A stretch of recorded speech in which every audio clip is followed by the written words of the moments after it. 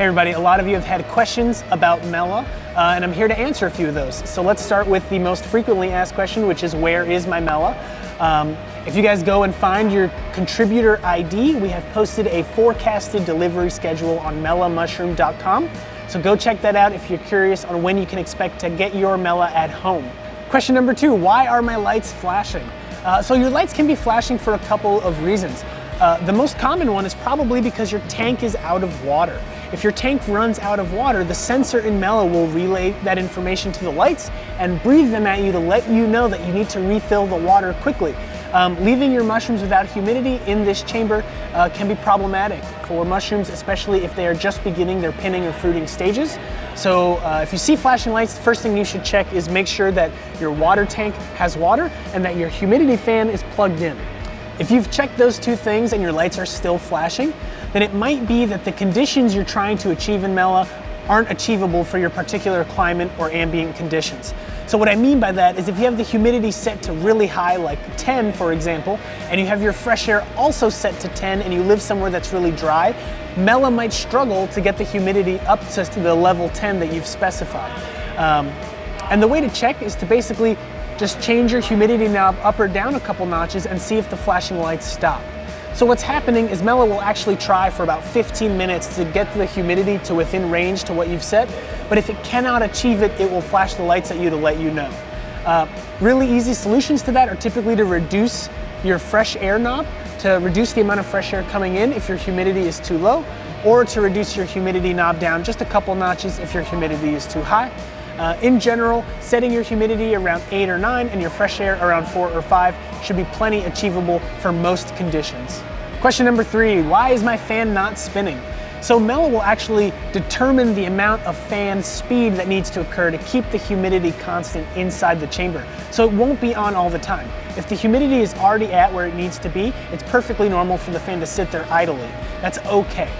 The fan will only kick on when humidity is needed. Question number 4, my humidity is too low. So a lot of you have put hygrometers or humidity sensors in here and have found that the humidity has been too low. This can be for a couple of reasons, but you can reasonably expect Mella to achieve humidities between roughly 80 and 90% relative humidity most of the time. If you're having trouble getting into that range, let us know and hopefully we can help figure out what's going on. But most of the time, Mella will maintain humidity between 80 and 90, and that's typically really good for fruiting almost anything you'd want to fruit. All right, next question is how do I get started? So we've actually put out a setup video for you guys. Go check it out at mellamushroom.com. It'll help you get everything set up, dial in the settings. It'll help you get everything you need so that you can fruit your mushrooms. And then the next step is gonna be buying pre-colonized substrate in whatever variety you want.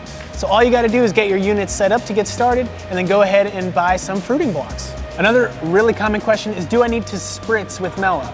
Do I need to basically spray water inside the chamber? The answer is generally no, you don't need to do that.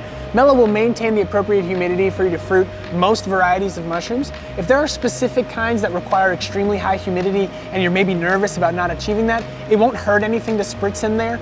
Also, if you're opening the door a lot, or if you have any wires going into your chamber that leave the door propped open, it might be beneficial to spritz. Mella is not designed for a ton of door openings. Every time you open the door, you actually let out a lot of the humidity. So it's best to leave it closed. But if you want to have wires in there for sensors or whatever else, then it probably wouldn't hurt to spritz every now and then if you're leaving the door propped open. And lastly, a big question you guys have been asking is, when do I harvest my mushrooms? And that's really gonna depend on the species. And you kind of gotta do a little bit of trial and error. For oysters in particular, you wanna look for when the fruiting bodies actually start to curl from up to down. When they're starting to make that transition, usually it means they're ready to be harvested.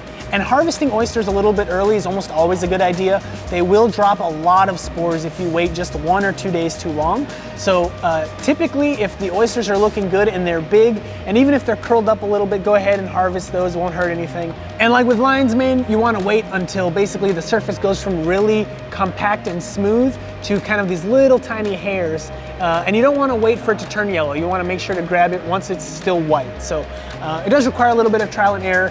In general, you can check out our Facebook group or consult Google, and you can typically find good examples of when you should be harvesting your mushrooms.